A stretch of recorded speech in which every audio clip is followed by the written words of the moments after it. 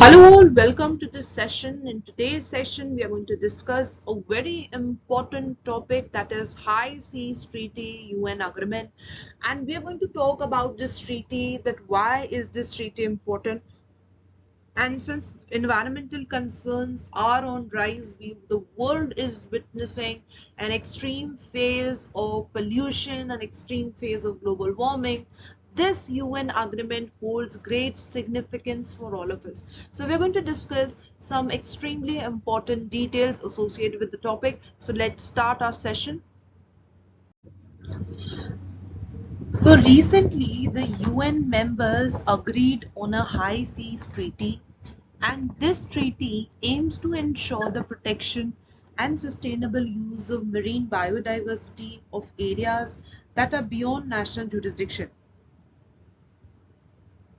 So it was agreed during talks that was led by the UN during the Intergovernmental Conference, that is IGC, on marine biodiversity of areas beyond national jurisdiction. And this complete meeting took place in New York, and the treaty is basically yet to be formally adopted since members are yet trying to ratify it. So once this treaty is adopted, it will be legally binding upon the countries. Now, firstly, to understand what is high seas and what the treaty basically talks about. So, according to 1958 Geneva Convention on the high seas, parts of the sea basically that are not included in the territorial waters or the internal waters of a country are considered to be the high seas, and it is said to be the area beyond a country's exclusive economic zone. And exclusive economic zone, when we're talking about it, extends up to 200 nautical miles, that's approximately 370 kilometers from the coastline, until where a nation has jurisdiction over living and non-living resources.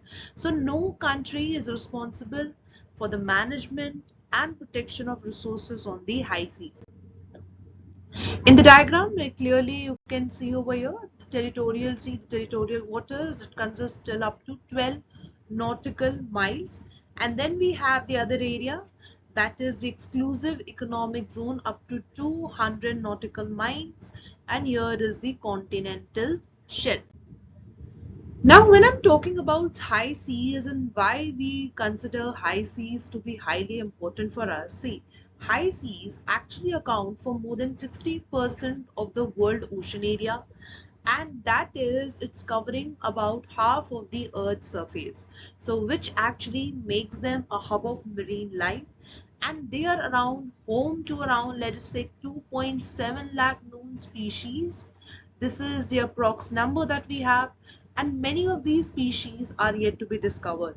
So they regulate, another advantage, another significance is that they regulate the climate by playing a fundamental role in planetary stability, and that is by mitigating the effects of climate change.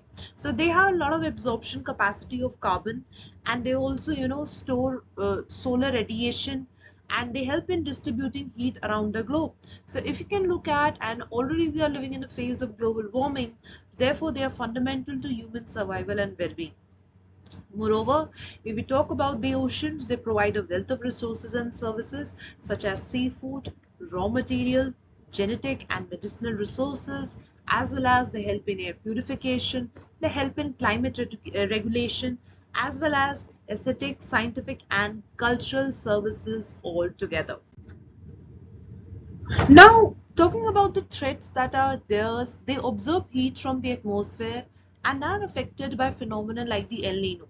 And they're also undergoing acidification, all of which is going to endanger the marine flora and fauna. And it is believed that several of the thousands of marine species will be at risk of extinction by the time we reach 22nd century. And if current warming, the pace of warming and acidification trends continue for a long period of time, it can pose a serious threat to the flora and fauna. Also, if we talk about the anthropogenic pressures on the high seas, like for instances, the cases of seabed mining are on rise. We have already seen that how much of chemical pollution, noise pollution, oil spills and fires are there. And even the another very important concern over here being raised is the disposal of untreated waste. So it includes even antibiotics. And if you could say, if all this material is going into the sea, it poses a really, really big challenge for all of us. With that, overfishing and introduction of invasive species and coastal pollution are all anthropogenic pressures on the high seas that are really bringing concerns all around the globe. So despite this alarming situation, the high seas remain one of the least protected areas, and with only about 1% of it under protection. So one thing we have to be very clear about it, that the high seas are of great significance for all of us, and the amount of threat that if it continues to move on, it will be a very, very tough situation for all of us. Because if you look at, right, since they are the observers of carbon dioxide, and with that they are playing a very important ecological role in whole of the environmental system, and if they are getting affected, the world is going to see the consequences. Now, talking about this high seas, three seas, let's just consider the background of it. It goes back to 1982 when the United Nations Convention on the Law of Sea it was adopted, and which delineated rules to govern the oceans and the use of its resources. So there was actually at that time no comprehensive legal framework that covered the high seas. And as we are seeing that in the current times, as the global concerns we talk about, today climate change and global warming, they are emerging as a global concerns. At that moment, a need was felt that we should have an international legal framework so that we could protect the oceans and marine life. In 2005, in 2015, the United Nations General Assembly decided to develop a legally binding instrument within the framework of UNCLOS and United Nations Convention on the Law of Sea, and subsequently the IGC was conveyed to frame a legal instrument on BBNJ. So if you look at, there was several holds up due to COVID-19 pandemic, and with that they hampered a timely global response. So in 2022, the European Union at that moment launched the High Ambition Coalition. This High Ambition Coalition of BBNJ, basically to finalize the agreement at the earliest. This BBNJ stands for Biodiversity Beyond National Jurisdiction, and it basically refers to the ongoing international negotiations and discussions which concern the conservation and sustainable use of marine biodiversity in areas that are beyond the national jurisdiction. And these areas include the high seas and the seabed beyond the limits of national jurisdiction. So these BBNJ negotiations, they aim to develop a legally binding instrument under the UN's Convention on the Law of the Sea, so that the gaps that are present in the international legal framework can be covered. So, and at the same time, the concern was the protection of marine biodiversity in these areas. Now, talking about the key features and access and benefits and about the sharing committee. So basically, it is going to set up an access and benefit sharing committee that is going to frame the guidelines. So the activities concerning marine genetic resources of areas on high seas will be in the trust of all states, and so that everybody can actually benefit, or we can say benefit of the humanity would be there, and they have to be carried out exclusively for the peaceful purposes. Now, talking about what is the environmental impact assessment being made here. Now signatories, all of the signatories will have to conduct the environmental impact assessments before the exploitation of marine resources. And if you can look at why we are doing this, why we are doing an impact assessment, to actually know the amount of impact we are causing.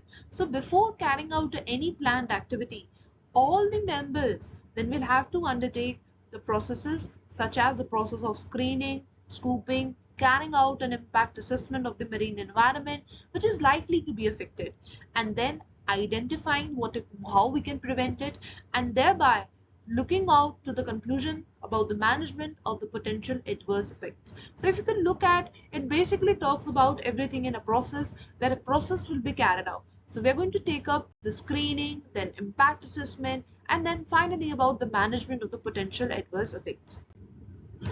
Now, a very important part over here is the role played by the indigenous community. And this indigenous community, if you talk about, it's a very, very important part of our system. So, marine resources in areas that are beyond the national jurisdiction and that are held by the indigenous people and the local communities, they can only be accessed with their free, prior and informed consent, or you could say the approval and involvement. That is very, very important.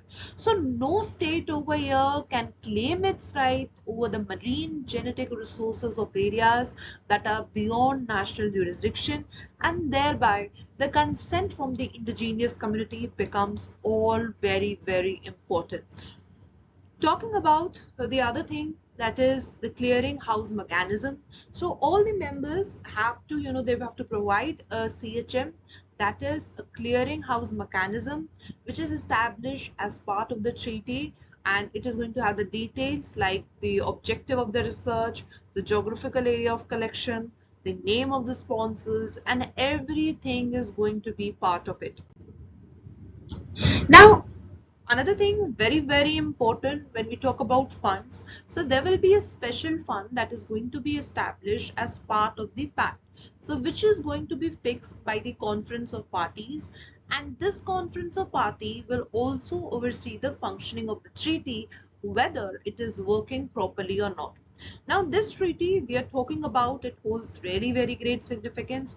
It is going to be very significant in achieving the 30 into 30 targets set at UNCBD, that is Convention on Biological Diversity, COP15, under which the countries have agreed to protect 30% of oceans by 2030. So this 30 into 30 basically stands where we are protecting 30% of the oceans by 2030, and thereby the names come 30 into 30. So the High Seas Treaty is, we can say, this is the first international agreement to protect oceans that lie outside of the national boundaries. And it is going to help to create a legal mechanism for the future designation of marine protected areas. And with that, we are also talking about setting up new funding provisions for marine conservation. See, marine conservation over here, the one thing very important here is marine conservation is really, really important. Since in the time of global warming, where we are already discussing so many environmental issues, marine conservation is all more important.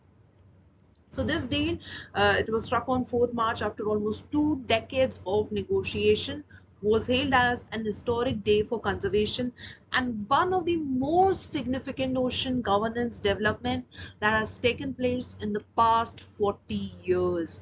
But it does not apply directly to activities that are already regulated by the existing bodies, and this is something very important here. So senior policy advisor at US nonprofit, the Nature Conservancy, told that Climate Home News about it, that it was less than ideal that deep sea mining in international waters, which is governed by the International Seabed Authority, is exempted from the treaty's environmental assessment framework. This is important. And campaigners, they also fear that this could undermine the attempts to basically protect the seabed from human activities, for which the current, if we are talking about the environmental impact assessment rules, are not very extensive altogether. So if we are taking deep sea mining in international waters out of it, it's really going to be a major concern for all of us. Now, talking about ISA, it is a UN affiliated body that was set up in 1994 under the UN Convention on the Law of Sea, and it's basically currently negotiating the approval of a mining code so that we can lay out some rules under which the companies will be allowed to extract minerals from their seabed. So campaigners say that draft EIA provisions in the code are also weaker than those out in the High Seas Treaty. So several operators have already been exploring an area of the Pacific Ocean floor, which is also known as the Clarion-Clipperton Zone. And this contains a zone that is very, very important. It contains a lot of concentration of polymetallic nodules like cobalt, copper, manganese, and all of them are very critical for manufacturing the electric vehicles. Now, if I talk about the mining code negotiations, the ISA has accelerated the pace of its mining code negotiations after the island state of Nauru triggered an obscure provision forcing approval by July 2023. So the risk is that if the agency misses the deadline, the companies could submit a request to begin a full-scale mining even without any rules in place. So this is a big environmental concern. So the full environmental impact of deep sea activities are still being researched, but scientists are warning over here that about the risk of mining generating sediment plumes of debris that could actually travel for miles and pollute the ocean. Several countries, if we talk about, they have called for a precautionary pause that should be laid here on the practice until the further research has been done on this topic. So what the government can do over here, see, national governments still need to formally adopt and ratify this agreement to enable the treaty to enter into force completely. And everyone, if we talk about in the global community across all sectors, it's very important that they cooperate and collaborate with each other. So, without a doubt, better protecting the high seas and imposing careful management of the marine resources will in turn mitigate the cumulative impact of activities which is going to bear a potentially heavy toll, such as shipping and industrial fishing in this virtual circle of a sustainable blue economy, and that something benefits people and nature alike. So it is very important concern over here and a very important topic when you're talking about the protection of oceans. Thank you. With this, we end the session here.